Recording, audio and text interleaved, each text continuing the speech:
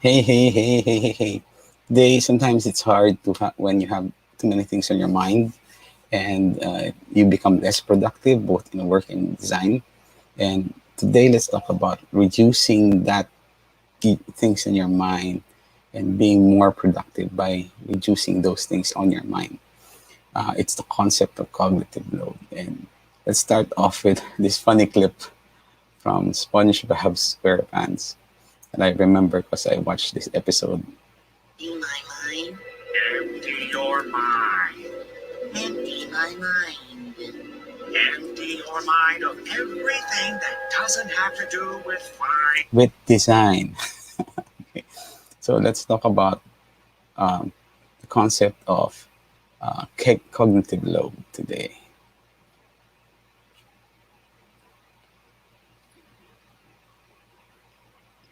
Empty your mind. Hey, I'm Ellie. I'm a customer experience head in a digital transformation office and the founder of a UX nonprofit design community.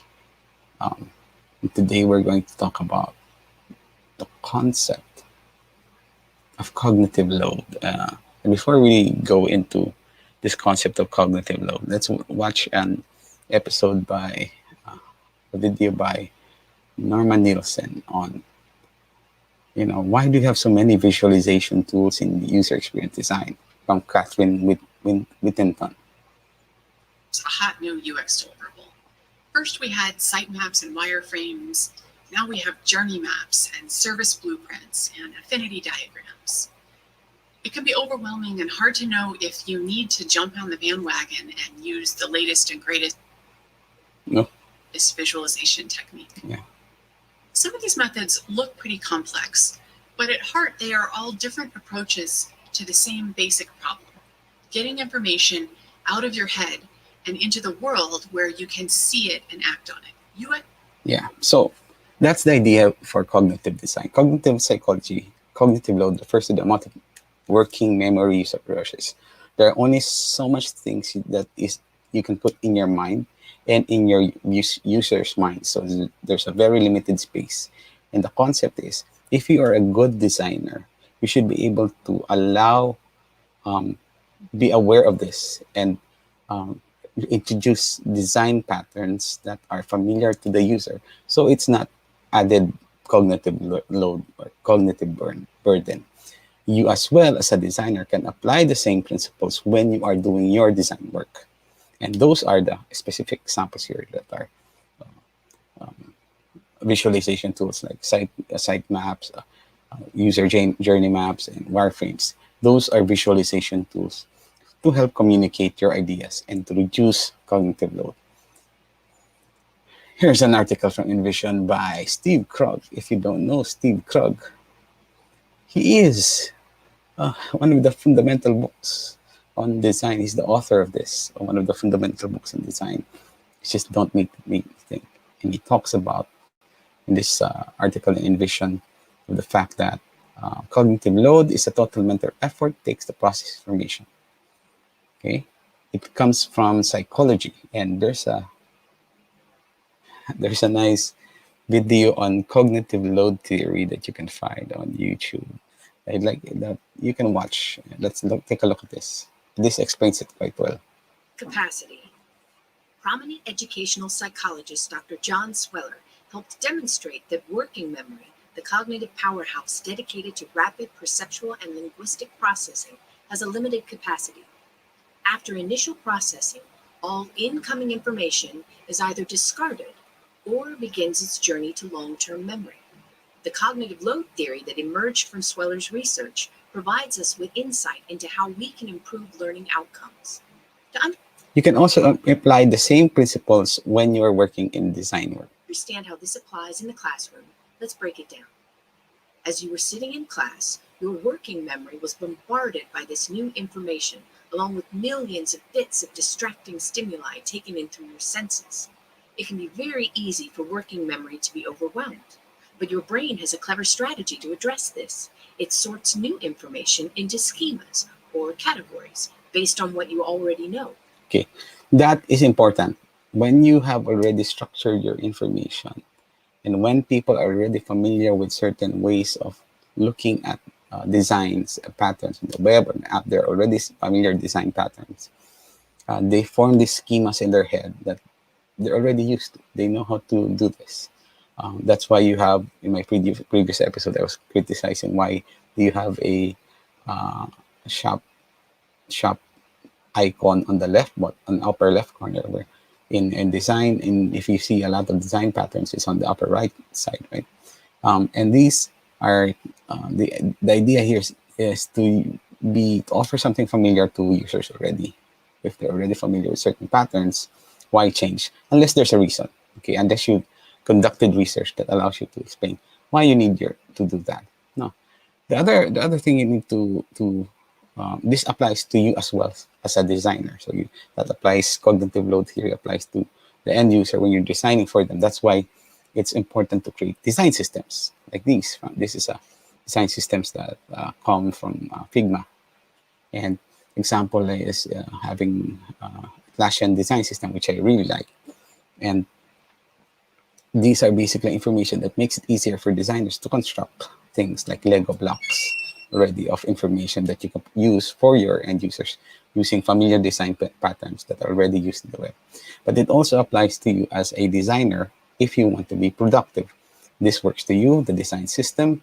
It also works to you by if you want to have the concept of your own personal knowledge management system, your second brain. The faster you forget, the faster you learn. This is from Tiago Forte on his um, okay. There's Tiago Forte as the um, teaches building a second brain, and the idea here, he has a couple of research here as well on that he shared, that people are able to recall more, are able to process more information if you, there you go, offloading, sorry, offloading our thinking to an external tool lowers the brain's workload as it encounters new information. Right? There's an experiment that where participants didn't have to remember a list of items to enhance the memory for the second list of items. So doing that allows you to be more productive. Putting your designs, your notes in a second brain, in a personal knowledge management system or in a design system, frees up your mind to to be more effective, to be more productive. Okay? That's why you also use things like this, visual design tools. So this is an important concept when you are working with customer experience and user experience design. Okay, let's take a look at how do you do that. There are a couple of techniques as well. Here is an article from Norman Nielsen. Avoid visual clutter, build on existing mental models, and offloading tasks. Okay, you can read about the article there, and let's take a look at this. Drives to minimize cognitive load for our end users, because when people are trying to think about too many things at once, they make mistakes and overlook important information. Correct. But cognitive load limitations apply to designers just as much as they do to our end users. Yes, cognitive load limitations apply to designers just as much as they do to your end users. So that's why you use those kinds of tools. This is why externalizing design information is so helpful. By getting concepts out where we can see them at a glance, we're able to recognize and consider them without having to recall them from memory. This leaves more mental resources available for analysis and decision making. All of these visualization techniques reduce cognitive load, but none of them is a magic bullet that will solve every problem. They're just templates that are well suited to certain types of UX challenges. And when you do this together with your stakeholders, with your clients, with your teammates, you are able to apply. You have also a common understanding of something that's visual, easy to digest. Okay. So that's why you need this concept of cognitive load.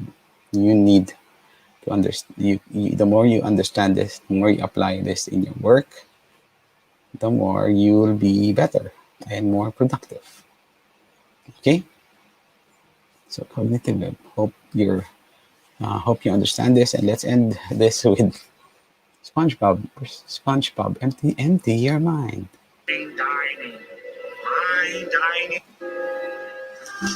Just got an order from the boss. Dump everything that isn't about fine dining. Everything? Everything.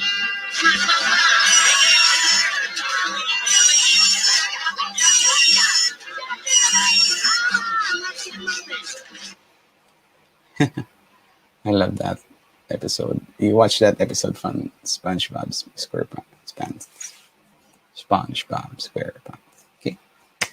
So if you found this useful, if you'd like to know more about productivity and in design work, you'd like to know more about this, um, feel free to subscribe to Ellie.cx, which is the YouTube channel, as well as um, watch the entire playlist on design and on productivity. Thank you. That is it for today. Hope your day is as awesome as you are. And